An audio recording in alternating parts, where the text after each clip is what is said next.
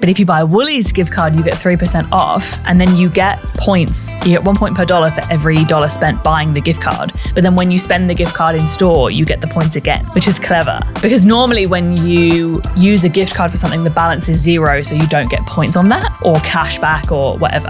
But they give you the points for spending the gift card that they already gave you the points for. That's pretty cool.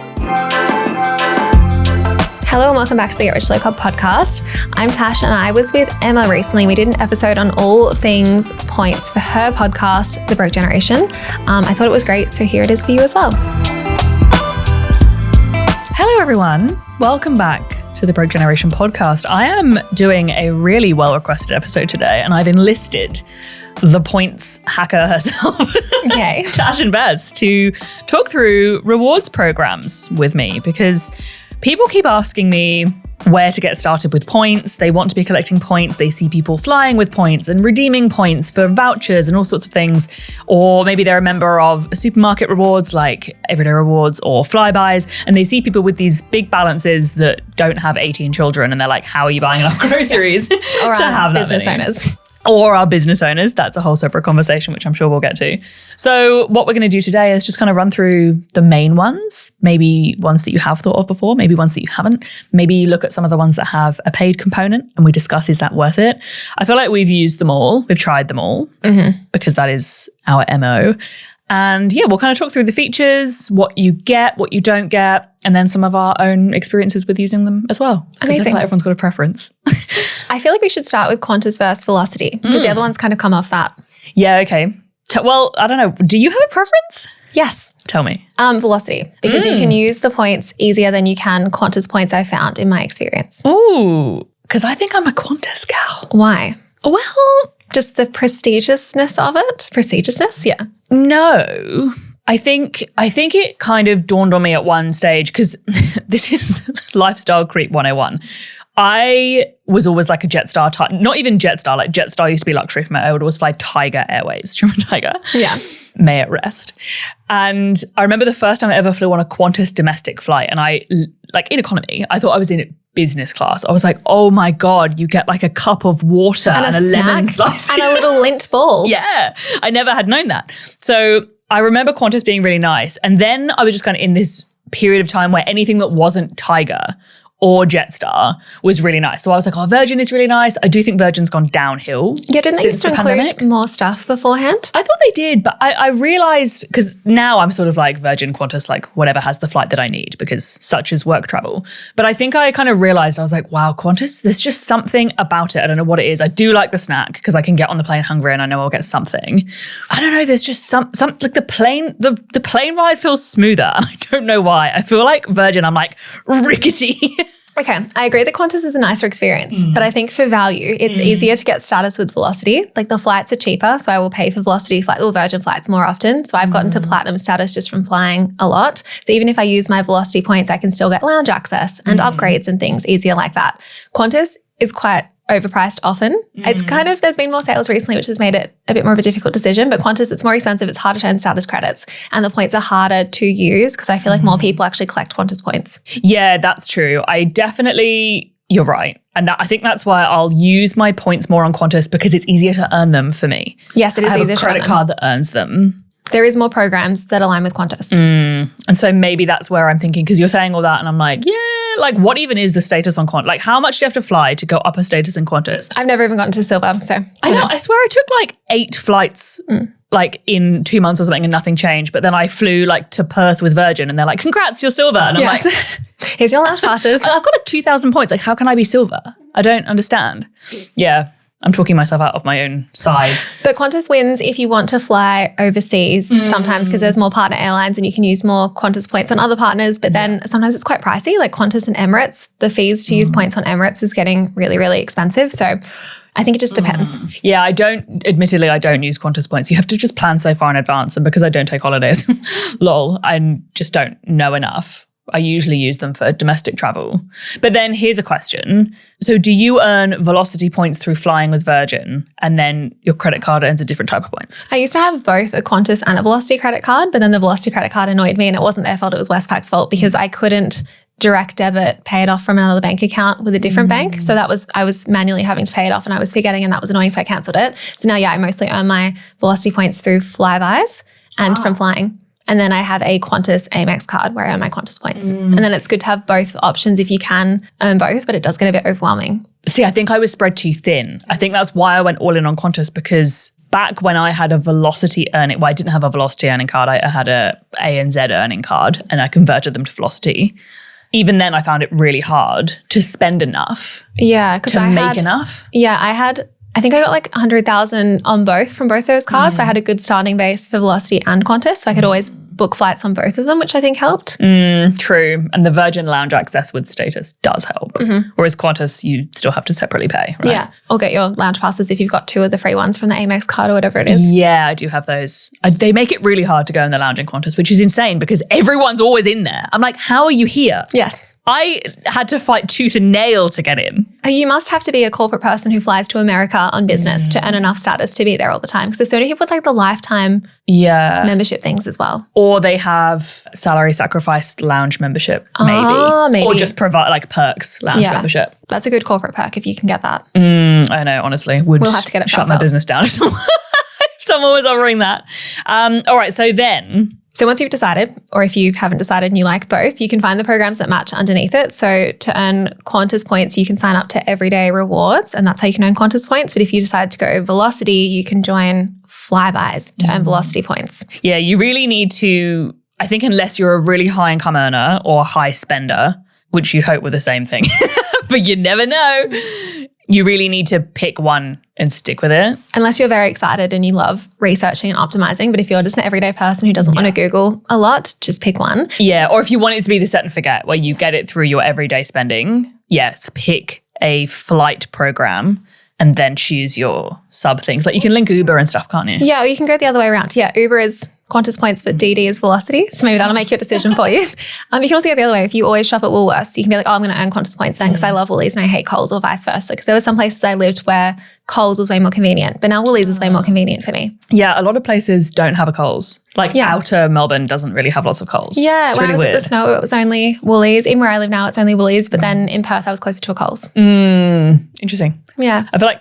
Woolies is more the everyday brand, and then Coles is like somewhat a little bit premium. At least that's what it is, because in my area where I live, where there's only Woolies, the Coles pipeline stops further up the bay. Oh, in the nice and it starts again when the voting, no, it starts again when the average income increases. I think area dependent, because there are some shitty Woolies out there and there are some very average Coles stores out there. So it really depends if you've got like one of the really old small ones versus like the nice brand new bakery. Like that's stark differences. That's true when you have or like a sushi counter. Yes. So anyway, sorry if we made this more difficult for you, but you can either start by picking who you want to fly with. So for example, I've been talking to Anna. She wants to fly to Canada to see her family. So she's trying to find points that will work for her in that way. So maybe she decides Qantas and then she will shop more at Woolies. Or maybe you're like, I shop at Woolies every day, so I just want to do Qantas. So either way works, but pick one way to focus on. Yeah. So let's talk about those supermarket programs that are like your daily, especially if you don't travel a lot. This is really your best way to get them. So I'm more of an everyday rewards gal than I am a Flybuys, because I shop at Woolies. I shop at both, to be honest, but I shop at Woolies more because it is more convenient to my locale. However, I don't really convert my points to Qantas. Oh, do you just convert them to the $10 and spend them? Yeah. Oh. Well, I bank them for Christmas so that I don't spend them, so that it doesn't give me the opportunity to be like, would you like $10 off, or would you like to use your points? Because I'm like, I don't feel like paying for my groceries. Yeah, and when you accidentally panic and click like yes, and you're like, oh no, I didn't mean to. I meant to pay. Yeah. I don't really convert them, but I could at any time. I just find that I don't really get through my Qantas points. I don't mean that to say I have loads. Like I have like 30,000. Is that your flex of the day? I've never gotten to zero. No, I just like my credit card ones just roll in and they replenish them. But I always find it difficult with flight rewards because sometimes I'll use them to help with business cash flow. So if I need to fly to Sydney last minute and it's like $300 for the flight, or 8,000 points or 12,000 points or whatever they do these days, I'll use that when like I don't really want to be spending in the business, but I should be paying for my work flights. I do that as well when it's like $1,000 to get to Perth, but you can get point flights. I do that. Even though really you want to be paying and then using points for personal things. That's a bit blurry. But I think for me, that's why like I could convert them over, but I don't really know what I'm going to use them for. Yeah, true. That's a good point. If I was saving for like a trip to the UK or something, but like you have to like see a priest to get Qantas one flight to the UK. There's nowhere else I'm really going. There are more economy ones anyway, not business class, with Qatar. If you want to go to Europe, flying from Perth to Doha, there's decent availability. With Velocity though? Yes, with Velocity, not with Qantas. So yes, sorry. Well, I'll see how far my 2,700 points can get me. We'll reconvene next year. But this is like a fun bonus because it's kind of free points when you shop at Woolies just with scanning your basic Everyday Rewards card. But then there's also the option to pay a fee to get extra bonuses. Everyday Extra? Yes. Are you an Everyday Extra member? I am still. I want to cancel it because I haven't been doing big enough shops. I've been doing lots of little small top-ups and I struggle with, because you have to, I think it's like $7 or something a month. So you have to spend $70 to make the 10% discount worth it. But I'm often just doing like $40, $50 shops and then I save it for like another time and then I never use it. So I need to cancel it. I like to do, so this, I guess for context, is the paid realm of the Everyday Extra membership, Everyday Rewards membership. I like to use my 10% for like stocking up on dishwasher tablets or Pepsi Max. Pepsi Max, or just like big things, peanut butter. I buy like 3 big jars of peanut butter. My like error is I now walk to the shops. That's why I don't buy that much anymore. I used to do like one trip a month. I need to drive my car. I found that when I was cycling because I've only got so much room in my basket. One thing of dishwashing tablets and that's it. No heavy stuff. Yeah, interesting. I tend to do it like that if I don't feel like I'm going to get the benefit, because I also get my meal box. So my grocery spend has always been low, which is how everyone's like, how do you have so many points? I feel like being an Everyday Rewards member, the free one even, but also extra, is really handy though for gift cards, because I do find Woolies are a bit more generous with their gift card offers, the 20 times points. Yeah. This is how I build up all my points. Like my everyday spending is too low to get loads and loads of points, but I have like $300 worth of points in my thing at the moment. Amazing. Because I've been buying the gift cards on the 20 times points, which is like 10% worth of points. So I've been doing that recently. I'm very scared of being scammed with the gift cards though. Yeah, you can check if you rip it open. Oh. I do it at the counter. So you rip it open and you check that the code on the packet matches the code on the card. Ah, but that's a different type of scam though. What other Maybe scam it's only the Apple ones. The Apple ones, you can like load it onto your account without using it. And then when some poor idiot activates it because they've bought it, then you get to use it. Yeah, there was some where they were like taking the gift card or changing it out so the numbers didn't match. So when you activated it, you thought you were putting money on that one, but it was actually a different one or something. I can't remember if that was it. But yeah, it was like you can check if the numbers are the same by peeling them off at the counter, because obviously you don't want to be peeling them apart in the aisle. Oh my God, get them on the podcast. Yeah. How did they come up with that? Yeah, I'll have to follow up on other ones. So how do they do that sneakily in the shops by themselves? I wonder if they do it pre that. Tampering. I always wondered this with the Apple ones, like who's standing around doing that? Like why are they not manned or something? Yeah. I don't know how they're getting away with it, unless they're intercepting them earlier in the supply chain. Maybe. But anyway, that's such a good hack to earn points, because I think you can, if you're spending $2,000, you can earn like 20,000 Velocity points or 40,000 or something. No, 20,000, because it converts 10. This is a Coles. Coles or Woolies. Okay. Whatever one it is, but it's usually 20 points is worth like $10. Yeah, 20 Everyday Rewards points is worth 10 Qantas points. Ah, so you have to halve it. Yeah, sorry. Yeah. So if you're earning 20 times the points, that's amazing. And then halve it again to get the Velocity or the Qantas points. But it works really well. When I bought my phone, I think I got 40,000 Everyday Rewards points. And then that was 20,000 Qantas points, which is enough for a one-way flight from Perth to Melbourne. Ah, yeah, smart. A bonus. Yeah, I feel like that's a hack too. Like get to know what the redeem amounts are. Find your one thing that you use to benchmark everything. So mine is either the Melbourne to LA flight is like 59,000 points or something with Qantas. And then the Perth to Melbourne one is around like that 16,000, 18,000. Yeah, because I always think in Melbourne, Sydney flights, because that's where I go. Yes. So find your one benchmark and then that makes it easier. Dull. Yes, because also like it's all very well doing things that are going to earn you a one-way flight from Melbourne to Sydney, but like if you don't go to Sydney, it's not of value to you. Like it has to be useful to you. There's no points hacking for no reason. So Coles also have their Flybuys option, and then their paid Coles Plus, I believe it's called. I've never even looked into that. I learned about this recently. I didn't know too much about it just because I've always been in the Everyday Rewards realm. So with Coles Plus, very similar to Everyday Extra, it's that extra pun intended, add on to the free membership. Doesn't necessarily help too much in terms of points earning, but you do get that 10% off one shop, as you also do on the Everyday Extra membership. In terms of the points, again, with both of those programs, you're looking into the apps where you've got boosters and things like that. You really need to be enrolling in those or boosting those offers. inside the app to be able to bring in those bonuses, because the earn rate per item, unless you're spending hundreds and hundreds of dollars a week, is not going to get you all that far. But when you're getting like earn a 10,000 points bonus when you spend $50 in 3 shops in a row or something, those kind of supercharge me as well. Yes, I feel like I get more of those on Flybuys than I do on Everyday Rewards. Oh, interesting. Well, they are custom, so maybe that's why. I'm spending too much at Woolies. I get more on Woolies. Oh, interesting. I do hate that you have to boost the offers. I feel that's a little bit sneaky, but it's a good reminder to have a scroll and boost them all. Yeah, see, I see why people think that, because just give it to me. I personally, though, think that there's, being in behavior as I am, I think there's behavioral value in making you engage with your app. Because I think if I just got them, I probably wouldn't check as much how much my points were, and I wouldn't then utilize them, or like, I think there's value in, obviously there's value for the supermarket, but I think there's value as a user in actually immersing yourself in it and then being like, oh, that's bonus this week, I'll buy that brand instead of that brand, Yeah, true. Personally. To clarify, we have confused ourselves. Coles has a Coles Plus and a Coles Plus Saver now. Yes. So the Coles Plus Saver is the $7 one that we've been talking about, 10% off one shop.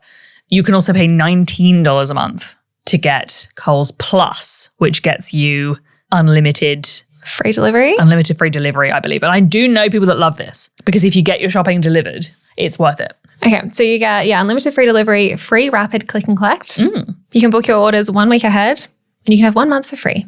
Is that a sales pitch? But I guess it's mostly the free delivery, and then you pay extra for the 10% off. Yeah, I think especially if you've got like a big family and you do shopping online, it's going to be worth it. Yeah. But it's not, for the purpose of this episode, it's not really changing your points earning, which is fine. We will forgive. Do you feel like these programs make you spend more money ever to try and reach the minimums to make it worth it? I'm pretty careful with that, but I imagine they would for people. It depends though. I've maybe once upon a time, but I think people are a lot more discerning now. Yeah. The cost of living. I don't think people are buying things that they don't need or wouldn't have otherwise bought. We're all buying things we don't need at the supermarket by and large, but I don't think, would I go, oh, I'm going to spend more this week? If I was going to spend more this week to reach a minimum, it would be the dishwasher tablets, hand soap's a good one.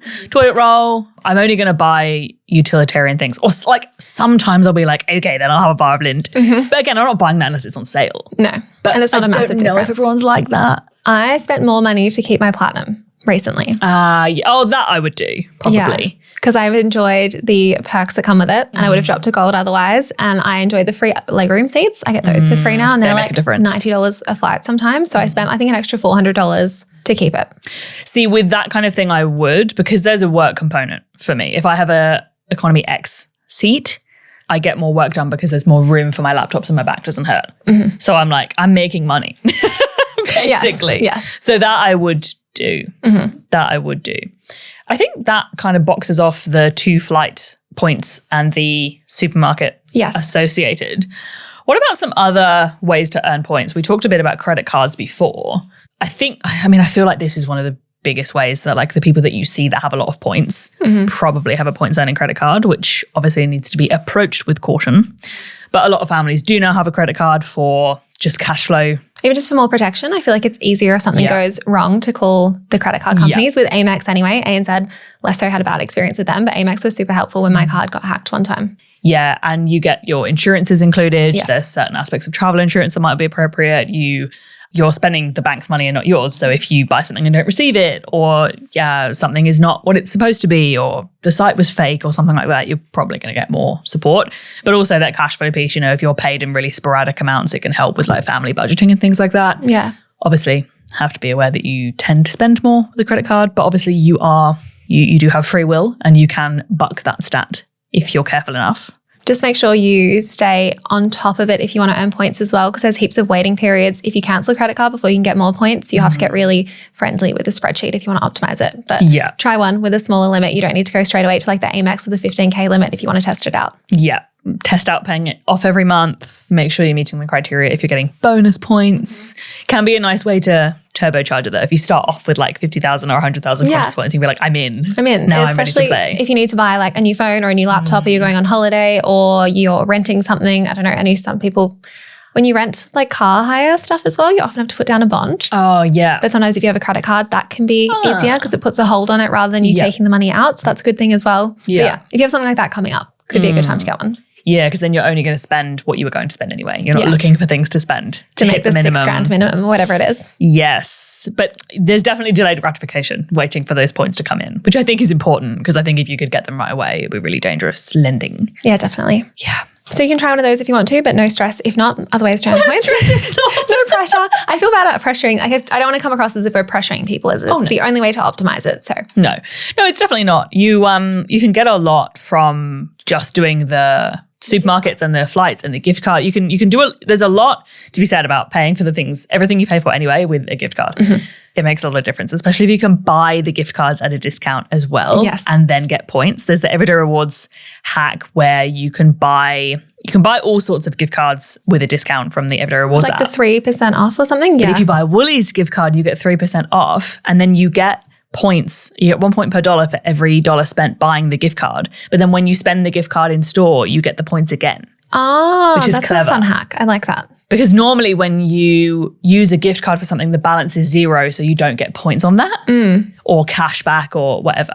But they give you the points for spending the gift card that they already gave you the points for. I didn't know that. That's pretty cool. Oh, I like that. That's cool. So Love that. it's literally double points for everything. Yeah. You just got to remember to buy the gift card before you go in. I remember to use them because sometimes Yes. they sit there on my app, especially when it's an odd amount and I don't want to have to awkwardly type in like the $5.25 and then pay separately when I'm in a rush. That's true. It helps if you buy like $100 one and then you spend like $105 or whatever, Yes. then you just know it's done. That's cool. And then you can I think it's nice for kind of planning as well, because if you've got your gift card, you might spend less if you've already decided in advance what you want to spend. Yes. All And the get double perks. points. What do you think about Uber One? I feel like you're not a fan of this one. Me and Uber One. I hated Uber One with every bone in my body. I was like, I'm not having this, because I hate how they offer you the discount and they kind of make it so that like you'd have to be insane not to get it. Like you can have a month of Uber One for $9.99 or you can pay $12.99 for that to be delivered. Yes. And you're like, you're laughing at me. Like how Yes. dare you mock me? And you're like, fine, I'll have it. And then like with all subscriptions, you forget about it, or you're not really, or it's beneficial for a month and then you're not really sure if it's beneficial ongoing. I currently do have Uber One. Oh, Because now that I live a lot further from the airport, that 5% back. So with Uber One, you get 5% back on every ride that goes as Uber credit or Uber cash, or whatever they call it. But you also get on Eats free delivery on a lot of places, which, as we learned when I first moved to my new suburb, all of the delivery options are $9.99. yeah. No $2 like anymore. Everything. I was like, So getting the free delivery and then the discount on the service fees and stuff. I don't use Eats much. The most time I use Eats is in usually Sydney or anywhere I'm traveling for work where I just need to like eat in my hotel room. Usually I'll get like Guzmani Gomez. Oh, yeah. We need to do a whole episode on the Guzmani Gomez Caesar range. Do you like it or not? I love it. Oh, I had one that wasn't that good. Did you have the salad? No, I had the burrito thing with chips in it. Maybe because I Uber Eats did, it wasn't the best. It was like a bit soggy and there was no bacon. Was It's there not really bacon? Caesar without bacon. I think there was bacon. Not in my one. Oh, I think I had bacon. Mm. I can't get enough of it. Oh, I'll have to try again. I love it. Did you so get much. the burrito thing? I got Or the salad? burrito. I've had the burrito a couple times. Okay. And I had the salad. Salad was good, but I needed extra dressing. Yeah, I okay. could take it or leave it, but it was nice on the side Yeah. of the rest of my meal. The thing is with Guzman, my husband and I are big Guzman people. Like I'm Guzman, he's Gomez. Like we know how to do it. You got to add on the free garnishes Ah, okay. or pay for a couple of garnishes. The $1 or 50 cents or whatever it is for fresh jalapeno Oh, okay, yeah. makes all the difference. Yeah. We had the other day we had one. It was a restaurant qual. It was so good. Anyway. Wow, what a good How ad did for I them. get to Guzmani Gomez? Uber One. Oh, yeah. Uber One. Oh, yeah. Me in Sydney getting Guzmani Gomez with Uber One. Yes. I'm back in. Done. It was She's good back value. in. It was good value. That's the biggest time that I use it. But I was finding that what was happening is because my Ubers to the airport are so expensive now, or also, not just blaming those circumstances, I now am busier for work and I have more places to be. So I probably get Uber a bit more than I would previously have got public transport. I'm also nearly 35, so give me a break. And with lower back pain. But I was finding that the 5% I was getting back would add up and then I'd get like a free Eats. Oh. If I do a Sydney up and back, on my next Sydney up and back, I can almost get Free dinner. Free dinner. Okay, that's good value. I think it's good value, but I feel like my brain doesn't consider the $10 fee. So when I look at Uber Eats, I think, wow, it's free. And it's not free. So I feel like it definitely removes that barrier, because when I would look at something and look at $13 delivery or $9.99, because Perth is a bit like that as well, I would just not get it because that's ridiculous. So it's made it easier to spend more money, and they give you a lot of offers. And I don't know if I get targeted with them, but there's a lot of really good offers. You get really good offers. I don't get any, I just don't think, because I don't use Uber Eats for anything at home. Because if I'm getting takeaway at home, I'm getting pizza from the local pizza shop that uses no delivery apps, or I'm getting Guzman y Gomez. I don't think I ever order Uber Eats without a deal. Yeah, interesting. I wonder if that works for them to give me more deals, because I wouldn't order otherwise. Maybe. But you're so right with the membership that you've already paid for it and it's probably paid for itself. They probably don't make any money on the membership. They make money on the fact that you'll use it more if you have the membership. Definitely. And then you won't use DD or DoorDash. Yes. Is DoorDash still going? Yeah. Yeah, I think so. I don't think DoorDash delivers to me. Oh, no. I've signed up a few times because they sometimes have better deals randomly out of nowhere. Like they were doing things where you could get stuff for $1 delivered for free if you paid for the DoorDash stuff. Yeah, I think this is the perk of living a bit further out of the city. I don't get anything like that. Yeah. Which is, I think I'm also just so, because I've deleted the Uber Eats app. I only use the Eats tab on Uber. I just think that's how they found me. I was done with Uber Eats entirely until I was like, oh no. Surprise. There you are. Yeah. Wherever I go. I was waiting for this. There you are. And that's when I started getting it when I was traveling. But I think I haven't used it for home stuff for a long time. I think I'm just so done with it. Separated. It's just not where my mind goes. I'm just very used to either making something, or when I'm not being wholesome, driving to go and get something. Yeah. I don't know how notifications have turned themselves back on or what's happened if I've reset something, but they hit me with the notifications right when they know I might be feeling hungry at like 6:21. It'll be like, this is on sale. Yeah. I heard that I did a piece on like surveillance pricing, which isn't so much of a thing because of the pricing laws in Australia, but they'll use offers to deliver it. And it's basically like if every Friday morning, say you're a tradie, and every Friday morning at 5 a.m. you go to McDonald's and you get an egg and bacon roll and a flat white, you're never getting an offer for that because they know they can rely on you anyway. Yes. You're getting the offer for Monday when they know you're not going to do it. I've seen this more and more where they're not giving me the chicken offer. It's the beef that's the offer. Yes. And I don't want the beef burger. I think that all the time. Stop offering me a Big Mac. Yes. I don't want a Big Mac. McChicken. Yeah. Never have I seen an offer for a chicken and cheese. No. But I bet the non-chicken and cheese people, I bet the Filet-O-Fish people are all over it. Maybe.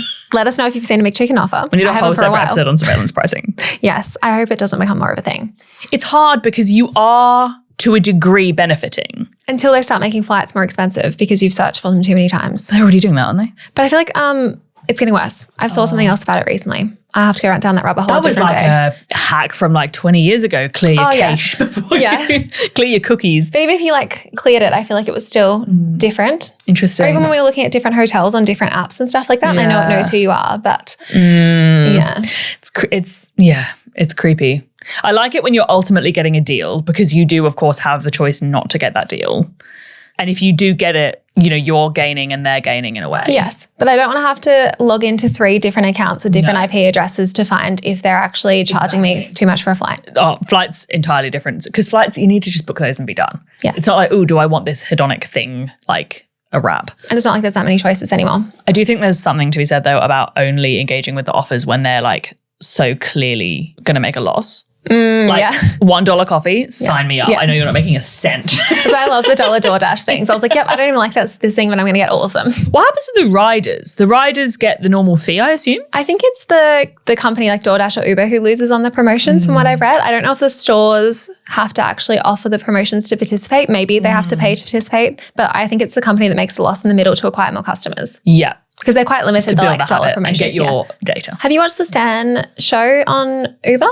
Super Pumped or something it's called. No. It's like a dramatized reenactment of the beginning of Uber, but that's really interesting about how they tried to acquire their customers. And it's a bit of like a dumpster fire in the end and there's lots going on, but it's like how they slowly took over different markets and they would offer drivers heaps of money. And then once they took over the whole market, then they'd all of a sudden not do that anymore. Yeah. And same with customers. There were so many free rides you could get and really cheap prices. And then they stopped doing that. I feel like that's the thing with like modern business though. It's like there's all these super impressive global businesses in a business sense. And it's like, but you can do anything if you're not making money. Yeah. You can acquire customers doing literally anything if you don't intend to make a profit. If you're paying me. Sure. That's the thing. Like, we got all this market share. Yeah, non-viably. Like, why is that so impressive? Find me like a freelancer that's like a single mom and paying all her bills. That's more impressive to me. Yes, than I agree. Offering free stuff and claiming you took market share. You took market share because it wasn't viable. Anyway, this is a different episode about Netflix and Uber and how they've all become a little bit average. No more. You want us to rant about ads on Netflix? Yeah, ads in general. One more thing I want to talk about. Should we take an ad break, ironically? Yes, do you have an ad break? Dun, dun, dun. Welcome back from our ad break. Our favourite program, maybe, Accor Plus. Our favourite one, yes. All Accor Plus. What? Yes, that is the new name. It was called Accor Plus. Accor Plus. But now it's the All Accor Plus Explorer. All Accor I'm pretty Plus sure. Explorer. Yeah. Regardless, I love it. Yes. I love it. This is one of those interesting ones though, because overview of the program. You pay to be in it. There's a free one, but that's not really anything. You don't get anything. You don't really get anything. But the paid one is like $400 full price, $399. But sometimes you can get a discount. Sometimes you can get bonus points and stuff like that. But yeah, per year. But even I got my first year at a discount and my second year, I got the $25 discount for renewing or something, but I didn't end up finding a big discount. I think I got a half price the first year, so it was a no-brainer. Oh, that's amazing. But it's so valuable to me that it's worth it. Don't tell them, but I'd pay more. Like, if it went up, like, that sounds crazy. If it went up to, obviously there's like limits, but if it was like $700, like I'd still be considering it. It's that beneficial. One of the bigger benefits is you used to get one free night, but now you get two for one nights. Yeah. And I used mine recently actually in Sydney for a work trip. I booked it too last minute and it was going to cost me $900 for 2 nights, which is just crazy for an average hotel. I used one of my vouchers and it was $300. So they saved me on the expensive night. That's for so free. good. So that covered the membership plus more just in one use of it. And I've still got a second voucher to use. I've got 2 nights in Sydney for my book launch, and that was a really expensive period of time in Sydney as well. You know, Sydney's just randomly like, you're like, who's in town? What's going on? Yeah. It was looking at like $500 per night for 2 nights in most places, but I managed to find the Ibis Styles in Sydney Central. Stayed there before, basic but good, great spot. I ended up getting both nights for $236. Oh, when amazing. Everything else in the city was so much. Yeah. I think I must have got one. I think one of the nights must have been $500 or something, and I got that for free. Yeah. But like that's just one of those 2 vouchers, and that's already paid off. Yeah. And you collect, back to the actual point of the episode, which I've just completely lost.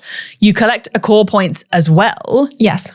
But this is the best program because you get the perks, but you collect Accor points as well. But I also collect Qantas points through there. And I'm like, how am I getting, so you collect Accor points that you can use for accommodation. But you can also use your Accor points and transfer them to Everyday Rewards and then transfer them from Everyday Rewards to Qantas. Or for free groceries. Yes.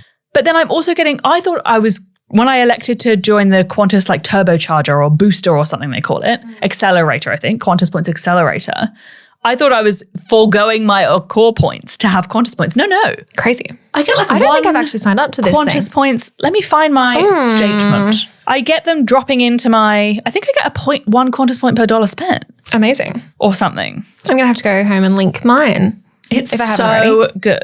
Let me try and get an exact example. For every 2,000 reward points from Accor, you'll receive 2,500 Qantas points. But not converting, just as well. Yeah. That's crazy.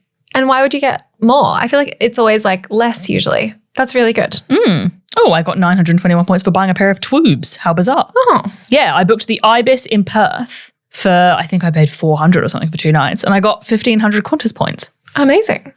That's so good. As well as my Accor points. Yeah, and the Accor points are pretty good value. They're really good value. I've got like 12,000 just sitting there that I can use for like 2 nights accommodation. So good. So good. I think we stayed at the Movenpick in Egypt. Oh, Somewhere, the Aswan one for free. We got the $500 one and I just paid for it with points. That's so good. Yeah. I love how it's like you could get this for free if you use 4,000 points. You're Yes. like, okay, Yeah, so like for $2 or something. Yeah. So within that, you have your status tiers, which you automatically become when you sign up to one of the paid options. There is a more expensive paid option that has other perks. So you start on one based on which of the paid options you have, and then you can work up from there. So I'm gold currently. Do you start on gold now? I think so with the new paid one. Potentially. But when you do have your status, you get like free drinks and you get 5% off of the public rate on everything. Yeah, I think all Accor Plus members get the 5% off. Yeah. And then if you are one of the paid members, you definitely get the free drinks and stuff, I think, as well. And then as you work your way up, you can get like early check-ins or late checkouts or both. And once you get to platinum, which I've gotten to, exciting, you can get free club lounge access if you're in a normal room. That's so cool. As long as you loved get that club lounge. Yeah. I love it as well. At the Sofitel on Yes. Collins Street. So You have to go. So good. And you can also get free upgrades if there's space. Yes. And some hotels are better than others at this, but for my Egypt and Jordan trip, I was getting like sweet upgrades from booking the basic room. That's crazy. Yeah. Yeah, I got once, I took a gamble because obviously you never know what upgrade you're going to get. But I stayed at like an apartment hotel in Docklands and I had my podcast co-host Victoria Pavente coming and I was like, they'll upgrade me to a 2-bedroom because I'd done it before. And then they did. So I paid for a 1-bedroom, I got a 2-bedroom. Yeah. That's crazy. I've had 2 bedrooms and it's just me. Yeah. Like, oh, yeah, even You're like, more wow. space. Yeah, I've made it. Yeah, so that's really good. And it's made it harder for me to book non-Accor hotels because I'm like, oh, I won't get my 2 free drinks and I might not get an upgrade. And I also like the dining discount because now you get 30% off food. Yes. Oh my God, yes, you also get the dining discount. There's so many things. We'll put links in the show notes of where you can like read more about all these things because every time we start talking about one, I'm like, oh my God, this is a whole episode. I'm like, we didn't mention all of the information. I feel like this is a nice kind of overview of the main programs that are really beneficial. There's lots of like smaller programs you can use and things like that, but they're not kind of giving you that bang for buck that these are. Whereas these, you know, you start using these and you get a really material benefit in your life immediately. I think sign up to all the free ones and see which ones you actually use from there. And then you can decide if it's worth paying for Uber One or Everyday Extra or Coles Plus Saver, or it's worth just sticking with the free one. Yeah, absolutely. With Qantas Frequent Flyer, there is technically a join fee, but I don't know anyone that's ever paid it. No, I feel like there's always promotions to not pay it. Always promotions, yes. If you go to Point Hacks, I think there's a link to go through to get it for free. Point Hacks are the number one go-to. And I'd say that's probably that would be my next steps for anyone that wants to learn more. Point Hacks have so many guides of like how you can do all kinds of things with points and they're just really interesting. And then Steve Huey as well. Yes, Steve from I Fly Flat. Fly Flat. Oh, yes. He's a genius as well. Very good at points hacking.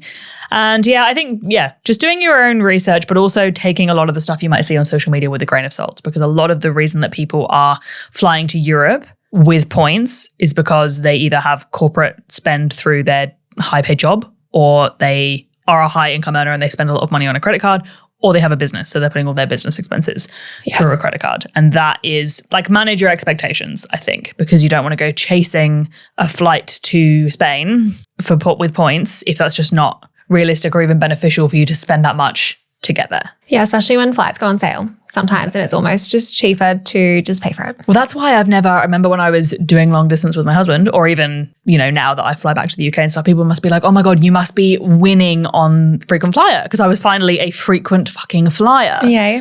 But it was never worth it for me to stick with one airline, because the price difference would literally be like 2,000 with one airline or 5,000 with another. And I'm like, I'm not going to go with them just to get the points. Yeah. It's not worth it. So I did, like 20 flights in 3 years or something of the long ones, Melbourne to London, and I didn't get anything because it's just not worth it. No. If you're at that lower price point where you're saving money, you're better off flying with like Royal Brunei one day and Thai the next, and it's just not worth it. No, good point. Good one to finish on. Good point. Oh, Wasn't that enjoyable? Thank you so much, everyone, for listening. Thank you, Tash, for joining us, and we'll see you next time. Yay, bye. Bye. Thanks so much for joining us. If you found this episode helpful, please rate us 5 stars, write a review, or share with a friend. If you're new to investing, make sure to listen to our first 10 episodes. Follow us at Get Rich Slow Club, or Tash at Tash Invests, or me at Anna Christina. The Get Rich Slow Club podcast is a collaboration between Tash Etchman from Tash Invest and Anna Christina from Perla. Knowledge is power, especially when it comes to investing. So make sure you check out our financial services guides and read the product disclosure statement and target market determination for any investments you're considering. See our show notes for more info. Any advice is general and does not consider your financial situation, needs, or objectives, so consider whether it's appropriate for you. This show was brought to you by Natasha Etchman, who is an authorized representative 1299881 of Guideway Financial Services, AFSL 420367, and Perla, who is an authorized representative 1281540 of Sanlam Private Wealth, AFSL 337927. The Get Rich Slow Club acknowledges the traditional custodians of the land we record on. From coast to coast, across land, waters, and communities, we pay our respects to elders past, present, and emerging.